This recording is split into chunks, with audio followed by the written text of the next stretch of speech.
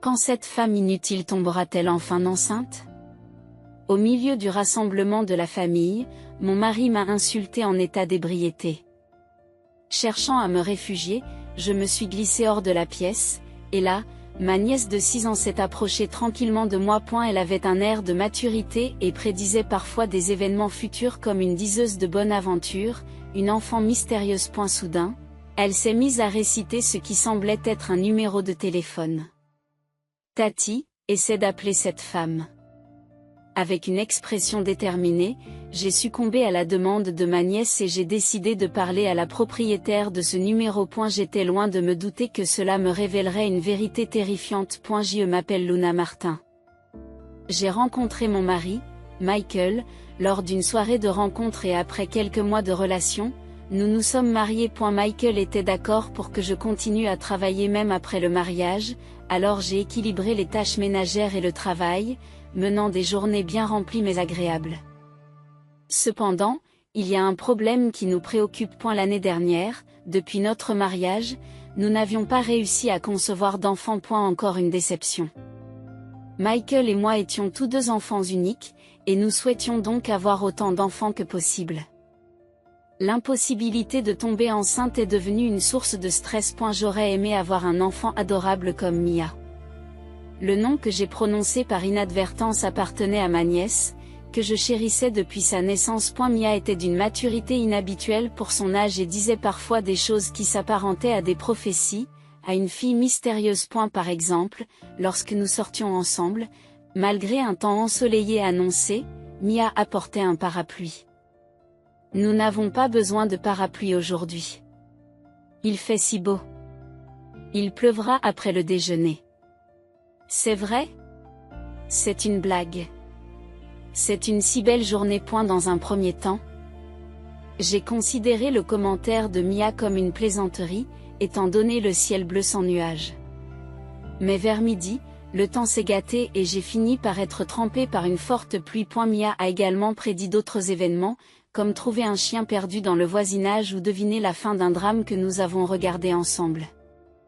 Et Mia, même pendant mon mariage, a fait des déclarations qui semblaient prédire l'avenir. La vérité, c'est que Michael est divorcé, après s'être séparé de sa précédente femme pour cause d'infidélité. À la demande de Michael, nous n'avons donc pas célébré le mariage et n'avons pris que des photos, que nous avons renvoyées à la maison de ma sœur. Lorsque ma sœur a appelé pour exprimer sa gratitude, la voix anxieuse de Mia s'est fait entendre au téléphone. Tati, fais attention. Ces mots énigmatiques ont suscité un léger sentiment de malaise, mais je me suis rassurée en me disant que ce n'était probablement que son imagination. J'étais loin de me douter qu'après cet appel, le sens de ses paroles allait bientôt s'éclaircir. En raison de notre incapacité à concevoir, mon mari et moi avons commencé à nous disputer fréquemment. Je suis désolée. Cela n'a pas fonctionné à nouveau. Cela fait 1 an que nous nous sommes mariés. Reprenez-vous. Y a-t-il quelque chose qui ne va pas avec votre corps? C'est une façon brutale de le dire. Je veux un enfant autant que toi. Vraiment? Eh bien, voyons si tu peux tomber enceinte correctement en faisant un test à l'hôpital. C'est donc à Contreseur que je me suis rendue à l'examen, sur l'insistance de mon mari. Cependant, aucune anomalie n'a été décelée dans mon corps. Lorsque j'en ai fait part à mon mari, on aurait pu s'attendre à ce qu'il soit soulagé, mais sa réaction a été tout à fait contraire. Vous dites que ce n'est pas la faute de votre corps? C'est ridicule. C'est le résultat d'un examen approprié. Pour avoir l'esprit tranquille, pourquoi ne pas vous faire dépister vous aussi? Ne plaisantez pas. Vous insinuez que je suis défectueux, pour une raison que j'ignore. Lorsqu'il a été question qu'il aille à l'hôpital, mon mari s'est transformé, refusant avec véhémence et en haussant le ton. S'il est courant que les hommes soient réticents à l'égard des examens médicaux, sa réaction était loin d'être ordinaire. Pourquoi une telle colère? Quelque chose semble suspect. Peu à peu, ma confiance en Michael s'est émoussée, car je soupçonnais qu'il cachait quelque chose. Un jour, alors que je ruminais mes inquiétudes, j'ai entendu le téléphone de mon mari sonner à plusieurs reprises alors qu'il était dans son bain. Bien qu'il le garde toujours en mode silencieux à la maison, il semblait avoir oublié de le mettre cette fois-ci en mode silencieux. Agacé par cette sonnerie persistante, j'ai jeté un coup d'œil à l'écran et j'ai remarqué une multitude d'appels manqués provenant du même numéro de téléphone. En voyant cela, j'ai commencé à soupçonner Michael d'avoir une liaison, mais même après avoir discrètement vérifié son téléphone et son sac, je n'ai trouvé aucune preuve à l'appui de mes soupçons. À eu bout d'un certain temps, mon mari a semblé se voir confier un nouveau projet, ce qui l'amenait à rentrer tard le soir à la maison. Je l'ai soutenu en m'occupant des tâches ménagères qui lui incombaient, mais il ne m'a pas fait part de sa gratitude ni de ses excuses. Cependant, comme je travaillais également à temps plein, il était difficile de gérer parfaitement les tâches ménagères. Le linge s'accumule. Oh, je suis désolée. J'ai fait des heures supplémentaires hier, alors j'ai prévu de le faire aujourd'hui. Ces derniers temps, vous avez été assez laxiste en ce qui concerne les tâches ménagères. Nous prenons des repas du commerce pour le dîner et tu passes à peine l'aspirateur une fois par semaine. J'y fais aussi ma part des tâches ménagères. Je travaille aussi, tu sais. Si tu as des plaintes à formuler, pourquoi ne pas sortir les poubelles? Contrairement à toi, j'ai un travail crucial qui affecte le destin de l'entreprise, alors je suis fatiguée. Et puis, le ménage, ce n'est pas un travail de femme? Michael crache ces mots et s'installe sur le canapé pour regarder une émission comique. Tu te plains d'être occupé, mais tu rentres plus tôt que moi. Tandis que Michael se détendait dans le salon, je continuais en silence les tâches ménagères restantes. Ainsi, coincé entre le travail au bureau et les tâches domestiques à la maison, mon cœur s'est peu à peu étiolé. Au milieu de tout cela, mon mari et moi avons assisté à un service commémoratif familial. Après la cérémonie solennelle, le rassemblement s'est transformé en repas, les femmes s'affairant à servir des boissons aux hommes. Alors que mon mari rencontrait mes proches pour la première fois, son charme naturel les a rapidement conquis et il a entamé un dialogue amical autour d'un verre. Alors que tout le monde faisait l'éloge de ce mari gentil et merveilleux, seule ma nièce le regardait d'un air méfiant, un moment inoubliable. Puis, sous l'emprise de l'alcool, Michael a fait des remarques désobligeantes à mon sujet à nos proches. Ma femme affirme qu'elle va bien après les tests, mais il y a anguille sous roche. Après tout, nous nous battons toujours pour avoir un enfant. Alors que je portais les plats à la table de Michael, je l'ai entendu colporter des ragots à mon sujet. Bien que les autres l'aient gentiment réprimandé, l'élan de Michael n'a pas faibli. Quand est-ce que ma femme, qui n'est pas à la hauteur, va enfin tomber enceinte? Incapable de supporter ces paroles, je me suis précipitée hors de la salle, les larmes aux yeux. Pourquoi a-t-il dit cela, surtout devant nos proches? C'est alors que ma nièce Mia est venue me chercher. Tata, tu es là? Elle a regardé mon visage et m'a pris doucement la main, ce qui a calmé mes nerfs. Je me suis empressée de retourner sur le lieu de la cérémonie, mais Mia m'en a empêché. Puis, à voix basse, elle a commencé à réciter une série de chiffres, un numéro de téléphone, semblait-il. J'ai pensé à ce numéro quand j'ai vu le visage de votre mari tout à l'heure. Appelez-le. À qui appartient ce numéro de téléphone?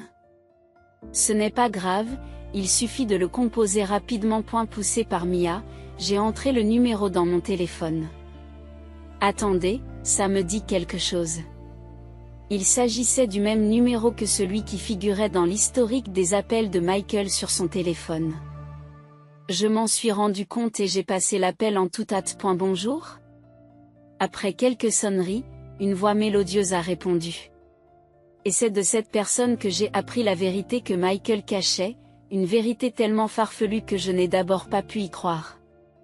Tata, ce que la femme a dit est vrai. Mais Mia, qui écoutait à mes côtés, m'a chuchoté cela alors que je paniquais. Ces paroles m'ont aidé à retrouver mon calme et, simultanément, ma colère contre Michael a éclaté.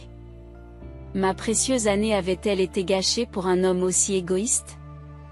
En raccrochant le téléphone, j'ai remarqué que la cérémonie commémorative était sur le point de se terminer. Avec Mia à mes côtés, j'ai quitté les lieux. Alors que nous nous dépêchions de retourner sur les lieux, nos proches étaient déjà en train de ranger après le repas, se préparant à partir. où étiez-vous? Nous devrions bientôt rentrer à la maison, dit Michael en me tendant le bras. J'ai instinctivement repoussé sa main et mis en marche le haut-parleur de mon téléphone. À un moment où Michael, rejeté et visiblement en colère, s'apprêtait à me demander ce que je faisais, une voix de femme s'est fait entendre au téléphone. Les paroles de Luna étaient donc vraies après tout. Ravie de vous rencontrer. Je suis la vraie femme de Michael, Cindy. À un moment où la voix de Cindy lui parvint, le visage de Michael devint pâle, et la famille environnante se mit à bourdonner d'inquiétude. Oui. La propriétaire du numéro de téléphone que Mia m'avait donné était la vraie femme de Michael. Michael s'était disputé avec elle pour une raison quelconque et avait quitté la maison. Pourtant, sans divorcer officiellement, il avait en quelque sorte maintenu un mariage fictif avec moi. Je lui avais fait confiance pour s'occuper de l'enregistrement du mariage, sans jamais me douter qu'il ne l'avait pas fait. Alors que Cindy s'apprêtait à dire quelque chose, Michael s'empara de mon téléphone, coupant la communication et l'éteignant. Qu'est-ce que tu fais? Et à quoi tu joues? Qui était cette femme tout à l'heure? J'ai demandé. Je lui demande, quoi? Tu n'as pas écouté? C'est ta femme. La vraie. Allez, quelle rancune as-tu contre moi? Arrête de jouer la comédie, rétorque Michael. Notre échange s'est déroulé pendant que les parents qui nous regardaient retenaient leur souffle, sentant la tension. Après un échange tendu, la personne que nous attendions est enfin apparue. Michael, nous nous rencontrons enfin. Je te cherchais depuis longtemps, dit Cindy, la véritable épouse de Michael que j'avais eue au téléphone un peu plus tôt, en entrant dans la pièce, arborant un sourire à la limite de l'intimidation. Pourquoi es-tu là? Demandai-je. Luna m'a parlé de cet endroit. Par coïncidence, je faisais des courses dans le coin, alors je suis venue directement ici, a répondu Cindy. Avec un sourire, elle a sorti une enveloppe de son sac et l'a tendue à Michael. C'est une bonne chose que je l'ai toujours sur moi. Lorsqu'il a ouvert l'enveloppe avec hésitation, il a découvert des papiers de divorce et d'autres documents. Lorsque j'ai essayé de regarder les papiers, Michael m'a arrêté. Qu'est-ce que c'est? Ai-je demandé. C'est juste les résultats d'un bilan de santé, a répondu Michael. Alors, pourquoi ne pas le montrer? Cindy s'obstine à le presser, lâchant une bombe. Vous ne le montrerez pas, n'est-ce pas, parce qu'il indique que la cause de l'infertilité? C'est vous. Ces paroles provoquent encore plus d'agitation au sein de la famille.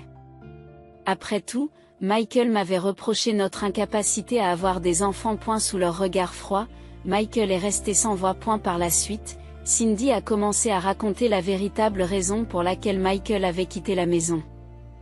Il s'avère que Cindy a vécu une situation similaire à la mienne, même si elle n'a pas eu de problème. Elle avait du mal à concevoir un enfant et Michael lui faisait des remarques blessantes. Sous le coup de la colère, Cindy a acheté en secret un kit de test et a découvert que c'était Michael qui avait des problèmes de fertilité. Elle a l'intention de le soutenir dans ses traitements, mais la réaction de Michael est explosive. Pourquoi m'avez-vous testé sans mon consentement? Et les hommes ne peuvent pas être stériles. Vous avez blessé ma fierté. Je vais quitter cette maison. Fidèle à sa parole, il est parti sans écouter la version de Cindy. Bien que la situation soit devenue claire, je me demandais toujours pourquoi Michael n'avait pas divorcé de Cindy et s'était contenté d'un mariage blanc avec moi. Il s'est avéré que la raison était étonnamment enfantine. J'étais frustrée qu'on m'ait dit que j'étais stérile, alors j'ai voulu choquer Cindy. Apparemment, Michael avait participé à une soirée d'entremetteurs pour prouver quelque chose à Cindy. Il pensait que s'il rencontrait une jeune femme comme moi, elle tomberait enceinte. Mon plan était d'avoir un enfant avec Luna et d'en faire étalage à Cindy avant de lui remettre les papiers du divorce. Lorsque Michael a prononcé ces mots, les membres de la famille et moi-même avons été véritablement consternés. Vous êtes vraiment méprisable, vous piétinez les sentiments de Luna. Ça suffit. Signez les papiers du divorce. Votre apparition inattendue a ruiné mon plan. Très bien, nous divorcerons. Mais tu seras coincé avec moi pour toujours. Michael remplit ensuite les papiers du divorce avec colère et les tendit brutalement à Cindy. Cindy a jeté un coup d'œil aux documents froissés, m'a tapoté l'épaule et m'a dit bonne chance avant de partir. Après le départ de Cindy, la mauvaise humeur de Michael s'est dissipée et il m'a tendu la main avec un sourire effrayant. Maintenant que personne n'est sur notre chemin, nous pouvons vraiment devenir une famille. Demain, nous déposerons notre demande de mariage. Allez, rentrons à la maison. Ces paroles exagérément optimistes m'ont donné la chair de poule, et je lui ai à nouveau serré la main. Si tu rentres chez toi, fais-le seul. Pourquoi es-tu si froid? Nous nous aimions, n'est-ce pas? Tu t'es servi de moi pour te venger de ta femme. Et il n'y a plus d'amour pour quelqu'un comme toi. Préparez-vous. J'ai l'intention de vous poursuivre pour fraude au mariage. Mes paroles glaciales laissèrent Michael choqué et sans voix. Je l'ai laissé là et j'ai quitté la salle. Peu de temps après, Michael et Cindy ont finalisé leur divorce. J'ai également intenté une action en justice contre Michael pour escroquerie au mariage. Au final, Michael a dû verser à Cindy $20 000 et à moi $10 000 de dédommagement. Actuellement, Michael travaille sans relâche sous la supervision de ses parents, tandis que Cindy, devenue une femme d'affaires accomplie, jouit d'une vie épanouie après le divorce. Quant à moi, après avoir reçu l'assurance de ma nièce que la prochaine personne s'en sortirait, j'ai rencontré un homme gentil et je me suis mariée.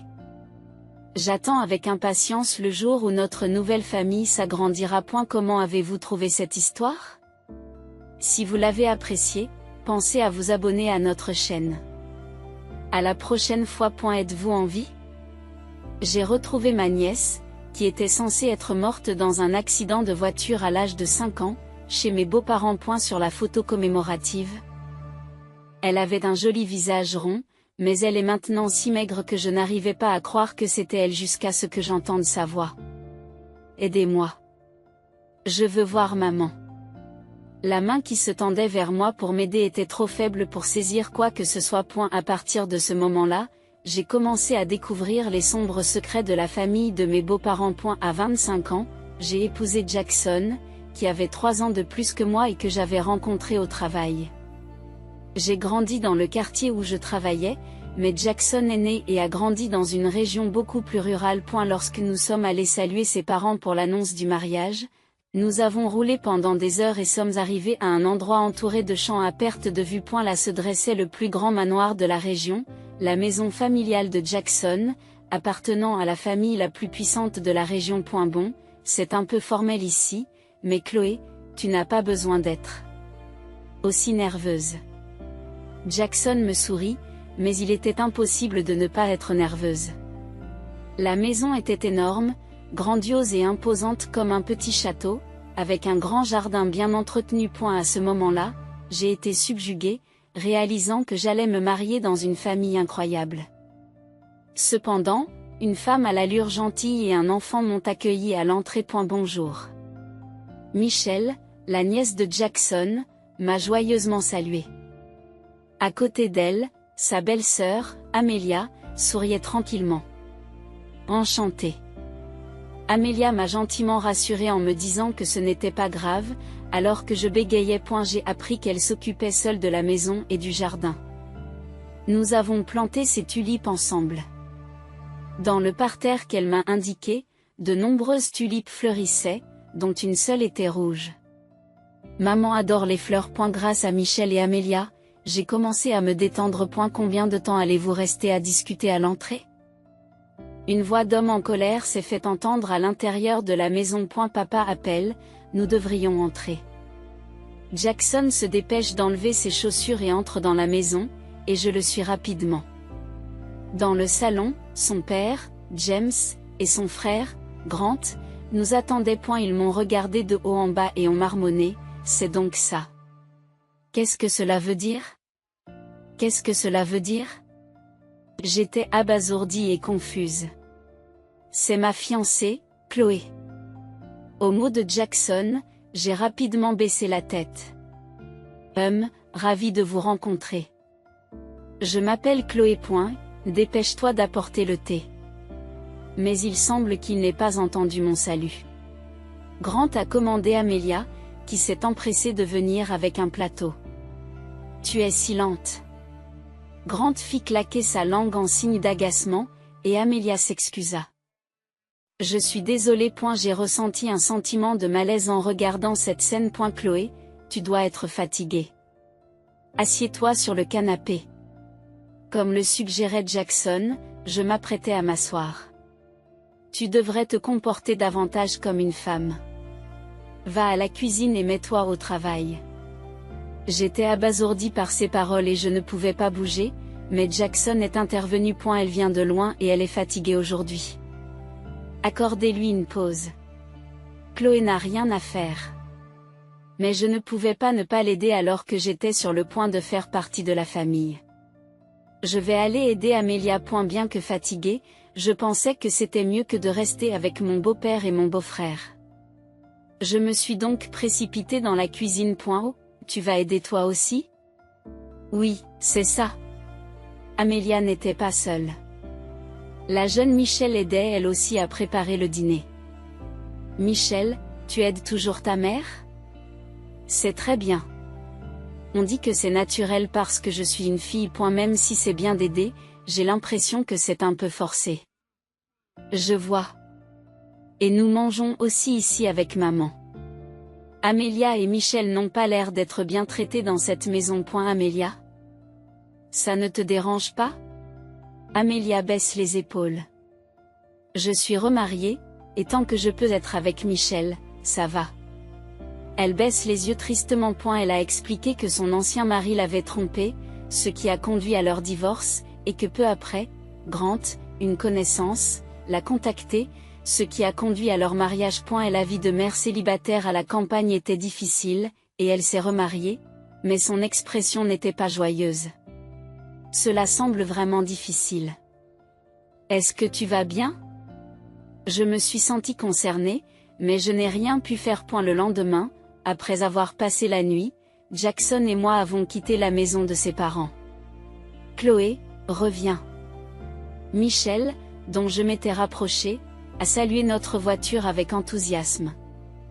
À côté d'elle, Amelia souriait également en nous voyant partir. Je ne me doutais pas que cet adieu serait le dernier. Quelques mois plus tard, en été, nous étions en train de dîner lorsque Grant a appelé. Le visage de Jackson s'est assombri après avoir raccroché. Qu'est-ce qui ne va pas?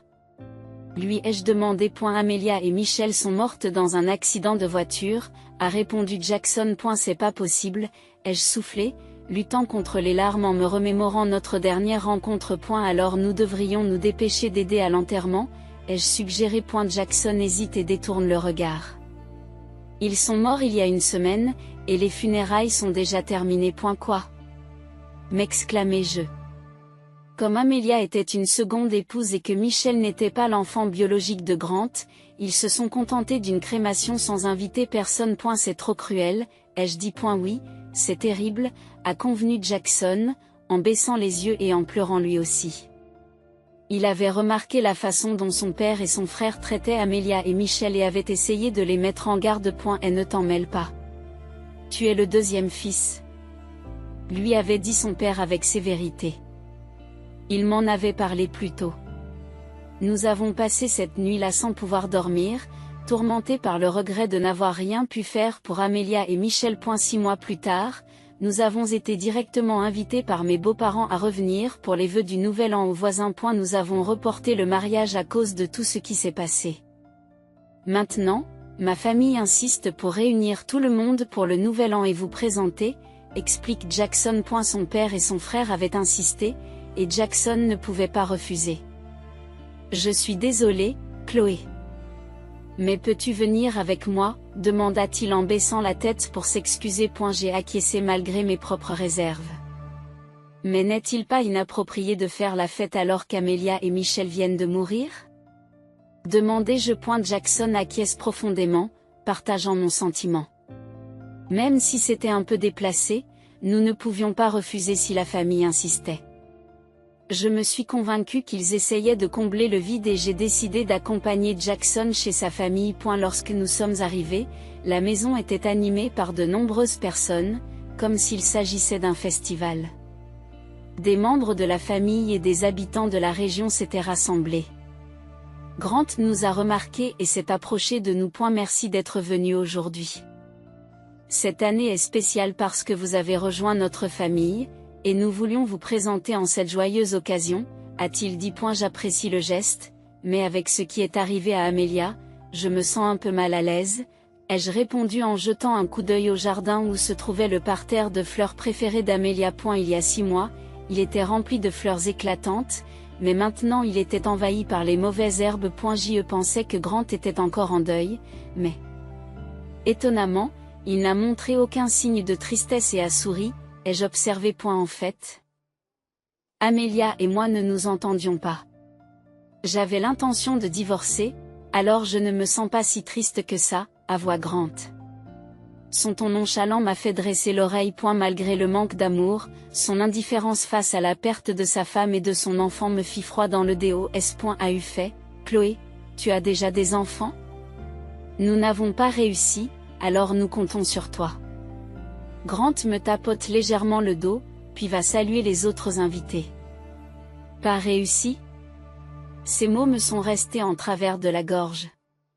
J'ai secoué la tête pour les oublier. Alors que je ressentais un frisson, mon beau-père s'est approché avec un regard sévère. Ah, James. Merci de nous avoir invités. Tu as toujours cette coupe de cheveux à la garçonne. Je t'ai déjà dit que les femmes devraient avoir les cheveux jusqu'à la taille. Interrompant ma salutation, mon beau-père m'a jeté un regard noir. Mes cheveux ne m'arrivent qu'aux épaules. Sa croyance profonde dans les rôles traditionnels des hommes et des femmes m'a rappelé la première fois que je l'ai rencontré, lors de nos vœux de mariage. Il a pris le verre que je tenais pour boire. Vous devez vous comporter davantage comme une femme. Cuisiner, nettoyer et préparer les boissons sont des tâches qui incombent à une épouse. Comme auparavant, j'ai reçu des ordres comme une servante et je me suis retrouvée dans la cuisine sans aucun semblant d'accueil chaleureux. Jackson l'a remarqué et est venu me voir, mais mon beau-père l'a rappelé à la fête. Lorsque je suis allée à la cuisine, quelques femmes de la famille qui semblaient aider m'ont vu et l'une d'entre elles a dit « Alors, la femme de la maison principale est enfin arrivée. » Elle est partie sans me saluer.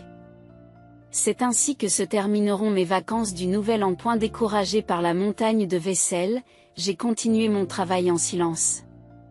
L'invitation à faire la fête n'était qu'un prétexte. Ils avaient besoin d'une femme de ménage. Amelia.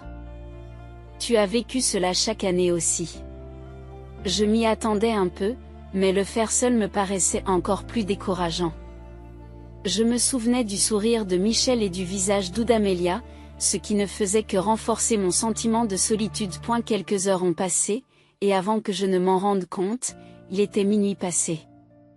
Le nouvel an était arrivé. Mon beau-père et les membres de la famille se sont levés et se sont dirigés vers l'entrée. Nous allons à l'église maintenant.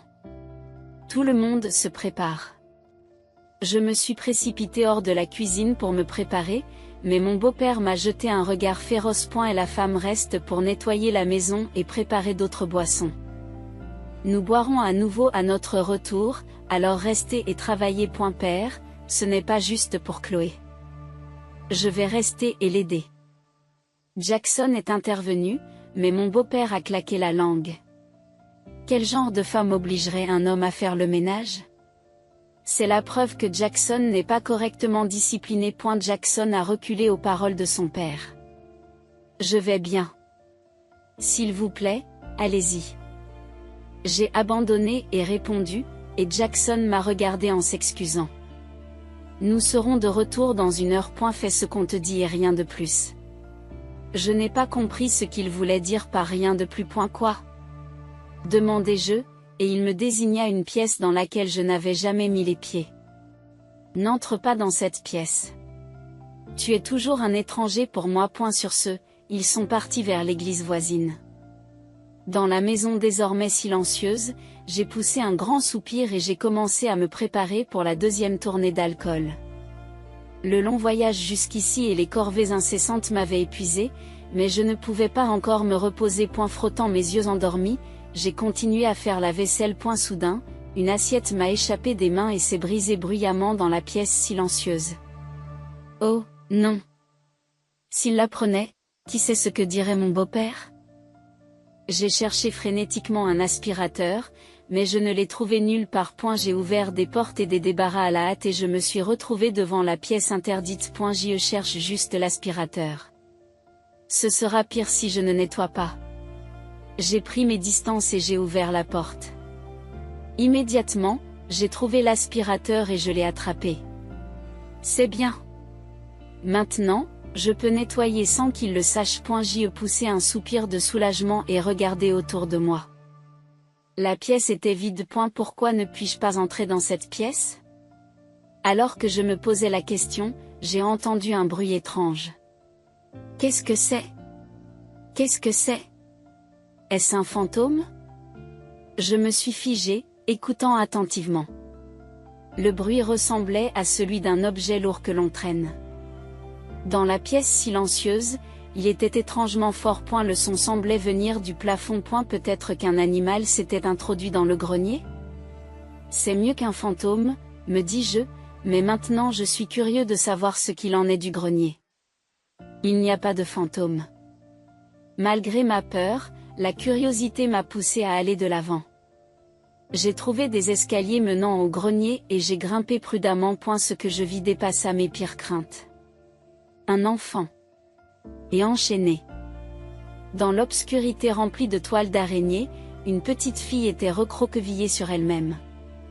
Ses mains étaient liées, l'empêchant de s'échapper. Je ne pouvais pas dire si elle était réelle ou si c'était un fantôme, et j'ai paniqué. J'ai faim.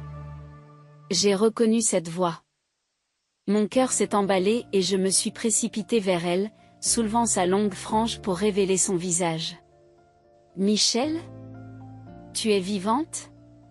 C'était Michel, qui était censée être morte dans l'accident avec Amélia il y a 6 mois. Elle me regardait d'un air vide, émacié, mais c'était bien Michel. Chloé, aide-moi.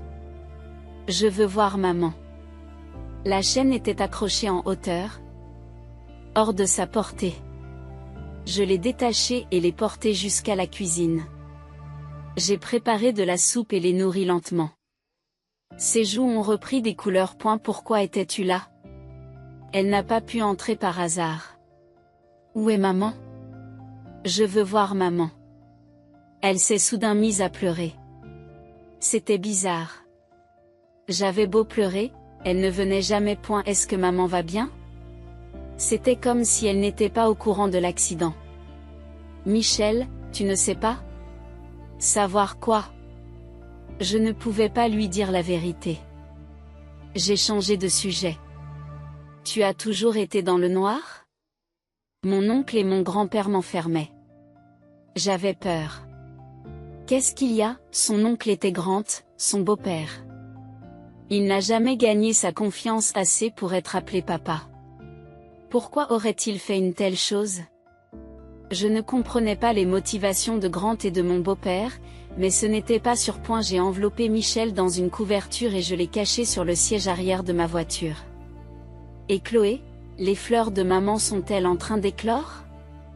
Sur le chemin, Michel, endormi après avoir mangé, murmurait, « Dans le jardin de maman, il y a des fleurs. » Dans le jardin de maman, il y avait une tulipe rouge. Elle a dit que quelque chose d'important s'y trouvait. J'étais sur le point de démarrer la voiture, mais je me suis arrêté à ces mots. Maman m'a dit de te la donner, à toi et à l'oncle Jackson, si quelque chose d'effrayant arrivait. Le jardin était sombre et les fleurs étaient mortes. Je n'avais aucune idée de l'endroit où se trouvait la tulipe. La tulipe était-elle là-bas? Alors que je réfléchissais, mon beau-père et les autres revinrent de l'église. Pourquoi êtes-vous dehors? Le repas est-il prêt? Nous n'avions plus de boisson et je m'apprêtais à en acheter. J'ai rapidement trouvé une excuse et j'ai attrapé la main de Jackson, l'entraînant dans la voiture. S'il te plaît, aide-moi à trouver un magasin. D'accord. Tu conduis. Jackson a semblé sentir quelque chose et est monté tranquillement dans la voiture. Mon beau-frère a essayé de nous arrêter, mais j'ai réussi à démarrer. Qu'est-ce qui se passe? Jackson semblait penser que j'étais partie en claquant la porte parce que je ne pouvais plus m'occuper des tâches ménagères. Je lui ai donc tout dit sur Michel. Je n'arrive pas à croire que c'est ce qui s'est passé. Comme prévu, il n'était au courant de rien. Surpris, son état d'ébriété s'est rapidement estompé lorsqu'il s'est retourné et a tiré la couverture sur la banquette arrière. Michel dormait profondément, apparemment rassuré. Michel ne sait donc pas que sa mère est décédée, ce qui signifie que l'histoire de leur accident de voiture était un mensonge.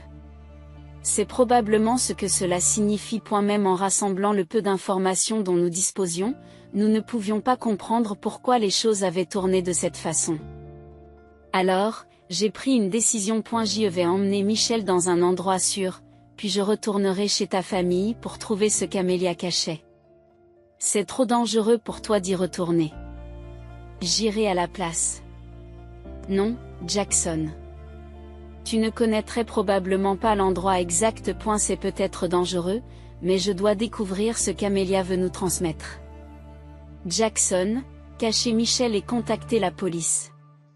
Mon mari semblait réfléchir à quelque chose. Il y a quelqu'un que je veux informer avant la police.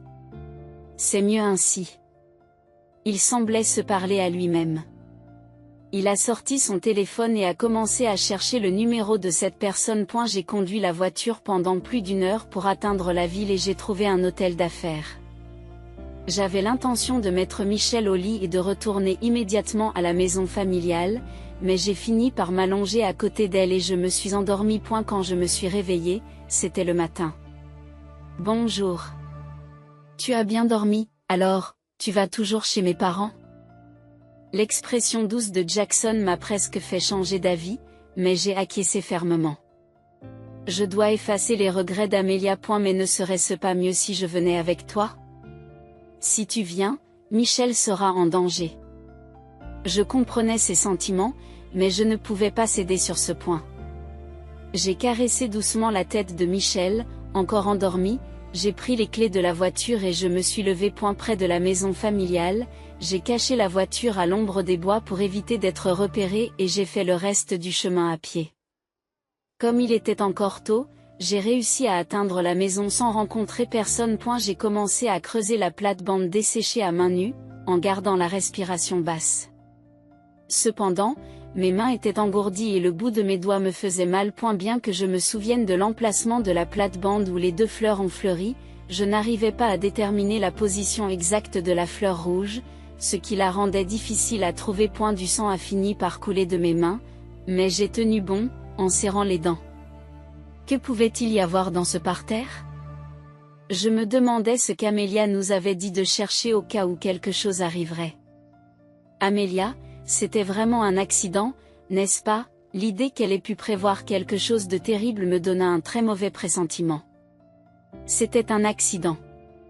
Il n'y a aucun doute là-dessus. J'ai sursauté à la voix soudaine de mon beau-frère. Quand je me suis retournée, Grant me regardait avec un sourire plus froid que le ciel d'hiver. J'ai été surpris hier. Où êtes-vous allé acheter des boissons? Je suis désolée, mais je suis tombée en panne d'essence en chemin. Je suis tombée en panne d'essence sur le chemin du retour et je n'ai pas pu rentrer. Grant a ri comme un arracheur de dents à ma tentative de trouver une excuse. C'est vrai?